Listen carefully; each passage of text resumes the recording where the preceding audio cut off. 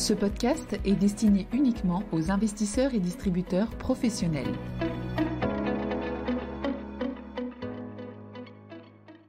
Bonjour à tous, aujourd'hui nous allons revenir sur les messages clés du World Energy Outlook que j'ai publié fin octobre.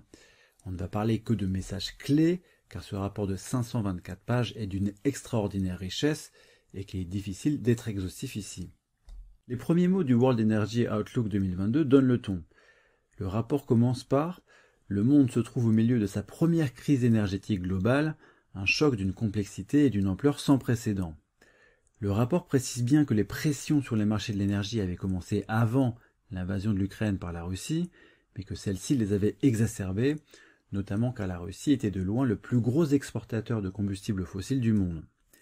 Cette crise qui a conduit à 2000 milliards de profits supplémentaires en 2022 par rapport à 2021 pour les producteurs de carburants fossiles a évidemment des conséquences dramatiques pour les populations les plus pauvres. Elle a mené à une forte hausse de l'insécurité alimentaire dans de nombreux pays en voie de développement, puisque les prix de l'alimentation sont très liés au prix de l'énergie.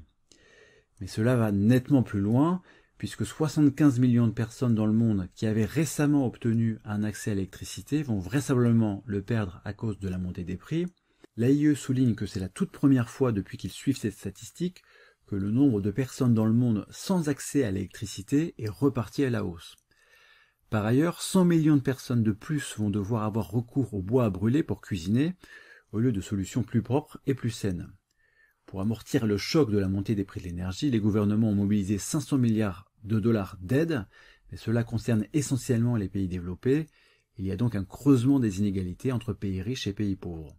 Une grande question posée par le World Energy Outlook est: est-ce que la crise énergétique va accélérer ou retarder la transition énergétique ? La transition énergétique a d'ailleurs parfois été accusée d'avoir exacerbé la hausse des prix, mais l'AIE explique, et c'est d'ailleurs démontré dans les travaux récents du FMI, que les prix de l'énergie avaient moins augmenté dans les pays où la part des énergies renouvelables est plus importante. L'AIE note que certains pays ont accéléré la transition énergétique du fait de la crise.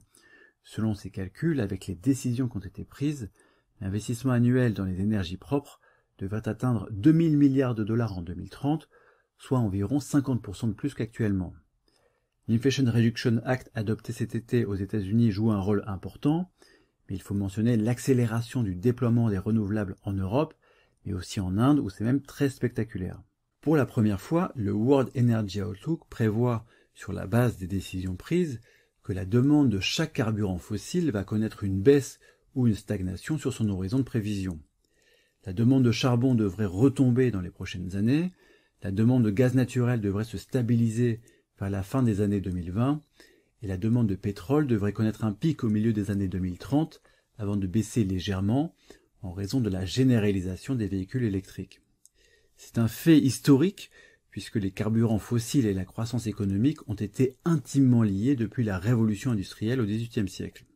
C'est donc une période charnière pour l'économie mondiale. Les émissions de CO2 liées à l'énergie devraient atteindre un pic vers 2025 avant de redescendre lentement. C'est bien mieux que ce qui était anticipé il y a quelques années, notamment grâce à l'accélération des gouvernements et au progrès technologique, mais ça n'est malheureusement pas encore suffisant pour limiter le réchauffement climatique.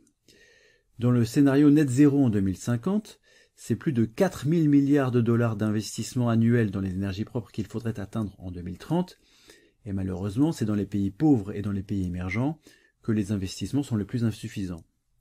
Chine mis à part, les investissements en énergie propre de ces pays n'ont pas augmenté depuis la signature de l'accord de Paris en 2015. Il y a donc vraiment besoin de nouveaux mécanismes d'aide sur ce plan.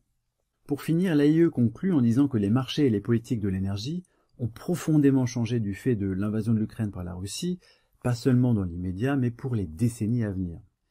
Il ne faisait déjà aucun doute sur le plan environnemental qu'il fallait accélérer la transition énergétique, mais c'est aujourd'hui aussi une nécessité économique puisque les technologies propres sont plus compétitives que jamais et c'est désormais aussi clairement un enjeu de souveraineté.